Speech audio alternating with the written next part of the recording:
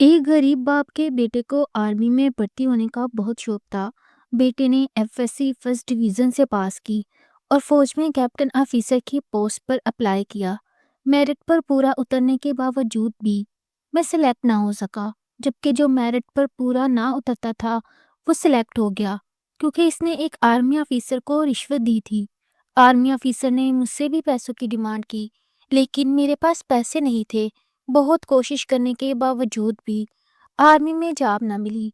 आखिरकार गरीब बाप के पास जो 1 एकड़ जमीन थी, इसने वो बेच दी और इस करप्ट आर्मी ऑफिसर को पैसे दिए। वो पैसे लेकर मुकर गया और इसका बाप इस सदमे की वजह से फोत हो गया। फिर बेटे ने अपने बाप की मौत का बदला। जिस दिन मेरा और मेरे दोस्त सैन का एफएससी का रिजल्ट आया था, इस दिन हम दोनों बेइंतहा खुश थे। हमारे तो पांव जमीन पर नहीं टिक रहे थे। हमारे नंबर्स हमारी तवक्को से ज्यादा शानदार आए थे। हमें उम्मीद थी कि हम आर्मी में मेरिट पर कामयाब हो जाएंगे। हम दोनों को ऑफिसर बनने का बहुत शौक था। हम दोनों ने कैप्टन भर्ती होने के लिए दरख्वास्त दे दी थी। दिन उंगलियों पर गिनते जा रहे थे कब हमें टेस्ट के लिए बुलाया जाता। जैन तो बहुत ही ज्यादा पुरजोश था। उठते बैठते वो आर्मी में जाने की ही बातें करता रहता। इसका वाहद मकसद जैसे आर्मी ऑफिसर भर्ती होने का था। मुझे भी आर्मी ज्वाइन करने का शौक था, मगर मेरे दिल में इतना जुनून नहीं था कि मैं सुध-बुध खो बैठूं। और फिर वो दिन भी आ गया जब हमारा टेस्ट होना था। हमारी तवक्का के ऐन मुताबिक हम दोनों का टेस्ट बहुत अच्छा हुआ था। अब हमें यकीन था कि हम पास हो जाएंगे, मगर हैरत की इंतहा नहीं रही जब आर्मी ऑफिसर ने हमें रिजेक्ट कर दिया। कहने लगा कि आप लोग इस अहदे के अहल नहीं हैं, आप लोग दोबारा कोशिश करें। मैं तो बात सुनकर मायूस हो गया था। मैंने सोचा कि अब मैं अब्बा की बात मान लूंगा और उनकी दुकान पर बैठना शुरू कर दूंगा, साथ ऐसी तालीम भी जारी रखूंगा। मेरा तो जैसे दिल ही टूट गया था। दिल तो जैन का भी टूट गया था, मगर इसके दिमाग में क्या चल रहा था मैं इस बारे में कुछ नहीं जानता था। जैन हर दूसरे तीसरे दिन इसी आर्मी ऑफिसर के ऑफिस के चक्कर काटने लगा। कभी वो मुझे साथ लेकर जाता तो कभी अकेले चला जाता। मैं इसे मना करता कि तुम यूँ मिन्नतें करके इसके आगे हाथ जोड़ के अपनी सिलेक्शन नहीं करवा सकते। जो फैसला इन लोगों ने करना था वो लोग कर चुके। अब तुम छोड़ दो इनका पीछा। या तो तुम दोबारा ट्राई दे देना या फिर अपनी पढ़ाई मुकम्मल कर लो या कोई और काम कर लो। मगर मेरी बात पर ज़हन झंझलाते हुए कहने लगता कि मेरा नाम मेरिट लिस्ट में आ गया है, मगर इसके बावजूद भी वो लोग मेरी सिलेक्शन नहीं कर रहे। इन्हें पैसा चाहिए। इस काम के वो रिश्वत मांग रहे हैं। अगर मैं इन्हें रिश्वत ला कर दूँ तो वो लोग मुझे जवाब दे देंगे। हमारे यहाँ रिश्वत हमारे यहाँ रिश्वत का नाम लेना मायूब समझा जाता है। कजा के रिश्वत लेना या देना। मैंने जैन को बहुत समझाया कि जो चीज़ हमारे नसीब में नहीं थी वो हमें नहीं मिली। तुम इस बात को अपने जहन पर सवार मत करो। इस चीज़ को छोड़ दो और अपनी तवज्जो किसी और काम की तरफ मबजूल करवा लो। एक ही फील्ड नहीं रह गई, हमारी सारी फील्ड्स हैं। तुम कहीं ये भी अपना नाम बना सकते हो। मगर वो जैन ही क्या जो किसी की बात समझे। घर में इसने भूख हड़ताल कर दी थी, खाना पीना छोड़ दिया था। इसके माँ बाप सब परेशान थे कि क्या किया जाए। दूसरी तरफ आर्मी ऑफिसर ने भी इसकी तसल्ली तशवीक कराई थी कि अगर तुम मेरी डिमांड पूरी करते हो, मुझे इतनी रकम ला कर देते हो, तो मैं तुम्हें भर्ती कर लूंगा। जैन किसी तरह से वो पैसे इसके हाथ में रखकर अपनी कामयाबी चाहता था। ऑफिसर ने इसे यकीन दहानी इस तरह से करवाई थी, इस कदर इसकी ब्रेन वॉशिंग की थी कि वो इसी की जुबान से सुन रहा था और इसी की गुन गा रहा था और इसी की जुबान बो रहा था। माँ बाप की, बहन भाइयों की, दोस्तों की, किसी की नसीहत भी इस पर असरअंदाज नहीं हो रही थी। जब इसने घर वालों को खुदकुशी करने की धमकी दी तो इनके पास कोई चारा नहीं रहा कि वो लोग जैन की बात मान लें। इसका बाप, जिसके पास सिर्फ 1 एकड़ जमीन थी जिससे इनका रोजगार वाबस्ता था, इसने अपने बेटे की खुशी के लिए इस जमीन का सौदा कर दिया था। जमीन जरी थी, अच्छी पैदावार दे रही थी। सब लोगों को शकील चाचा के इस फैसले पर इख्तलाफ था। अरे तुम कहीं पागल तो नहीं हो गए? इतनी अच्छी ज़मीन तुम फ़रोख्त कर रहे हो, जबकि ये तुम्हें सालाना इतना मुनाफ़ा दे रही है। क्या ज़मीन बेचकर कोई और कारोबार करने का इरादा है? अब शकील चचा इनकी बात का क्या जवाब देते? वो तो खामोशी से सर झुकाकर रह गए थे। कोई भी नहीं जानता था कि आखिर वो ये ज़मीन क्यों बेच रहे हैं। मुझे कुछ शक तो पड़ा था कि कहीं वो ज़ैन की बातों में आकर तो अपना इतना बड़ा नुकसान नहीं कर रहे। मगर फिर मैंने सोचा कि हो सकता है इनका कोई कारोबार करने का इरादा हो। मैं भी इन दिनों अब्बा के साथ दुकान पर जाने लगा था। साथ मैंने एक यूनिवर्सिटी में एडमिशन भी ले लिया था। शाम को मैं यूनिवर्सिटी में जाता और बाकी का दिन मैं अब्बा के साथ दुकान पर रहता था। अब्बा मेरी वजह से बहुत खुश थे। कहते कि तुम बहुत मेहनती हो, तुमने मेरा दिल ठंडा किया हुआ है। और एक वो ज़ैन है जिसने अपने बाप को परेशान किया हुआ है। بیٹے کی باتوں میں آ کر اس نے زمین فروخت کر دی۔ اب پتہ نہیں اس کی یہ خواہش بھی پوری ہو سکے گی یا نہیں۔ تب مجھ پر انکشاف ہوا تھا کہ میرا شک بے بنیاد نہیں تھا۔ شکیل چچا نے وہ زمین زین کے کہنے پر ہی فروخت دی تھی۔ مجھے زین کی حرکت پر تعصب ہو رہا تھا۔ پتہ نہیں زین نے ایسی حرکت کیوں کی تھی۔ پھر اگلے دن تو میں صدمے سے گنگ رہ گیا تھا جب مجھے پتہ چلا کہ شکیل چچا کا انتقال ہو گیا۔ اچانک دل کا دورہ پڑنے سے وہ خالق حقیقی سے جا ملے تھے۔ میں جب ان کے گھر پہنچا تو زین دہاڑے مار مار کر رو رہا تھا۔ میں نے اسے خود کے ساتھ لگا کر تسلی دی۔ مجھے کچھ سمجھ نہیں آ رہا تھا کہ اچانک سے شکیل چچا کے ساتھ کیا ہوا۔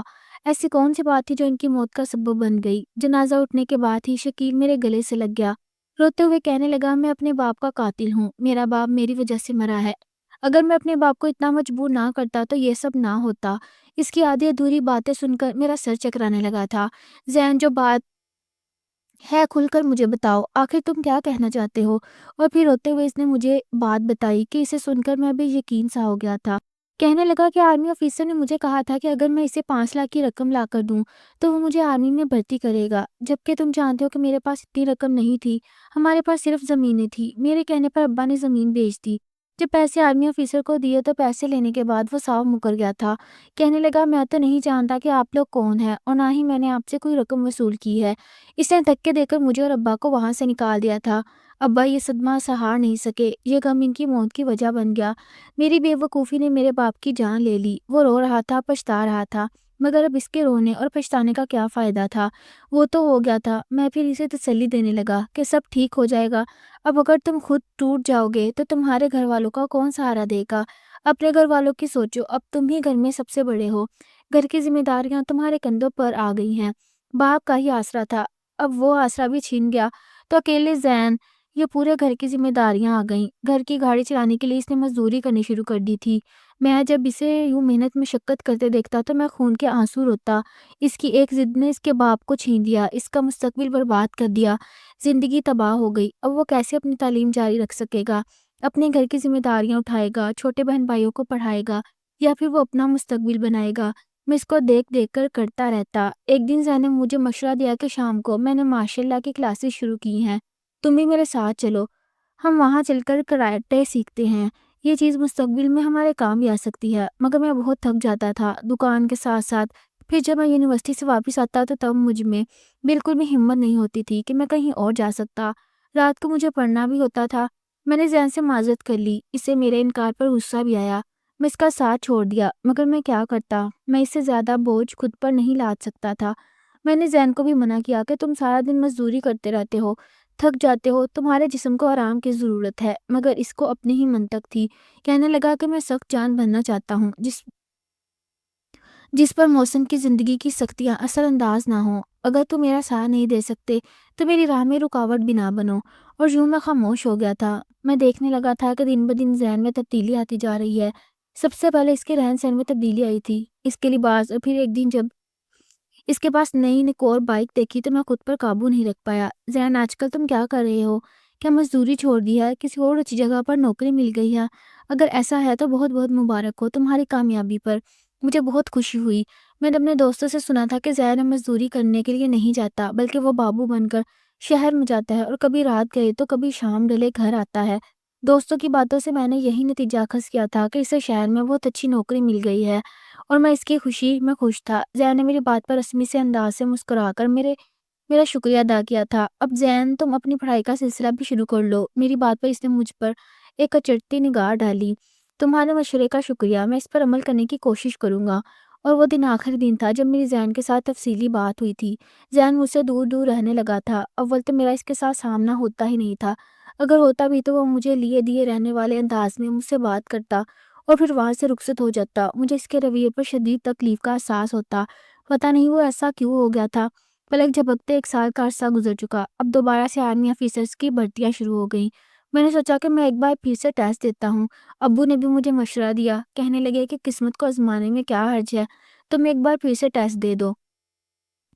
میں نے ابو سے کہا کہ زین کو بھی میں دوبارہ اس بات کے لیے تیار کرتا ہوں۔ وہ ایسا کیسے کر سکتا ہے؟ اپنے بچپن کی خواہش کو، جنون کو ایسے درمیان میں کیسے چھوڑ سکتا ہے؟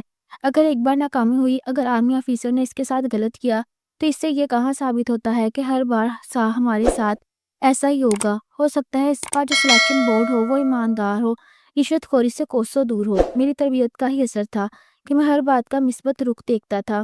آج ویسے بھی مجھے یونیورسٹی سے چھٹی تھی، دکان سے جلدی واپس آ گیا تھا۔ میں پھر سیدھا زین کے گھر چلا گیا۔ اس کا گھر دیکھ کر تو میری آنکھیں کھلی کی کھلی رہ گئی تھی۔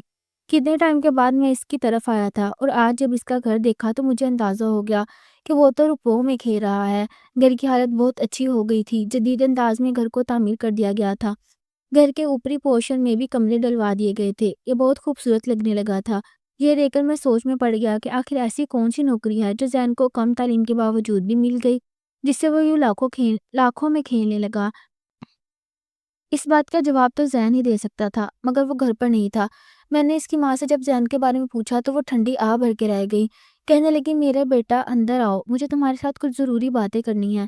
وہ بہت زیادہ پریشان اور اداس لگ رہی تھی۔ میں ان کے انداز دیکھ کر چونک گیا، مگر کچھ کہے بغیر ان کے ساتھ گھر میں آ گیا۔ انہوں نے مجھے ڈرائنگ روم میں بٹھایا، اور ڈرائنگ روم میں قیمتی فرنیچر پردوں سے آراستہ کیا گیا تھا۔ ہر شے سے اس کی مالی حیثیت جھلک رہی تھی۔ میں دل ہی دل میں مغرور بھی ہو گیا تھا۔ اس نے مجھے چائے پلائی۔ اس دوران وہ نہ جانے کیا سوچتی رہیں۔ ان کے چہرے پر ایک رنگ آ رہا تھا اور ایک جا رہا تھا۔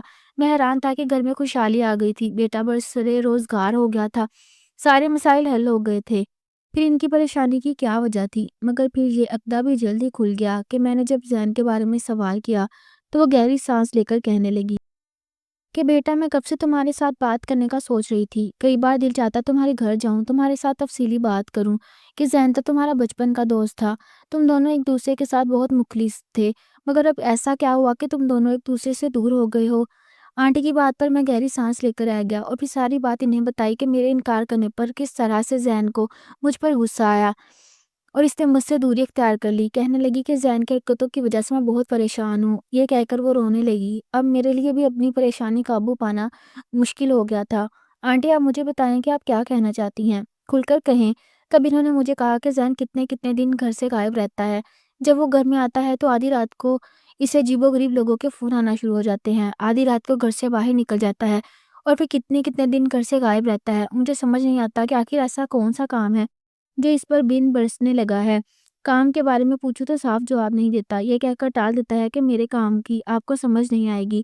میرے ہاتھ میں بھی ہر مہینے خطیر رقم رکھتا ہے، بینک اکاؤنٹ میں بھی اس کے اچھے خاصے پیسے جمع ہو چکے ہیں۔ گھر کا سامان تم دیکھ ہی رہے ہو، کیسے اس نے بیش قیمت سامان سے گھر کو سجا لیا۔ یہ سب پیسہ کہاں سے آیا؟ ساری زندگی شکیل صاحب نے حلال کمایا، ہمیں حلال کھلایا۔ اب مجھے کچھ کھٹک رہا ہے، پتہ نہیں کیوں ایسا لگتا ہے کہ زین کچھ غلط کر رہا ہے۔ میں نے آنٹی کو تسلی دی، سب ٹھیک ہو جائے گا۔ میں زین سے تفصیلی بات کروں گا، اپنے طور پر جاننے کی کوشش کروں گا کہ وہ کیا کر رہا ہے۔ میں ایک ایک کر کے سارے دوستوں سے ملا، اور تب مجھ پر یہ تشویشناک صورتحال ظاہر ہوئی کہ زین نے میرے ساتھ ساتھ باقی سب دوستوں کو بھی چھوڑ دیا تھا۔ وہ سب سے ہی فاصلے پر رہنے لگا تھا۔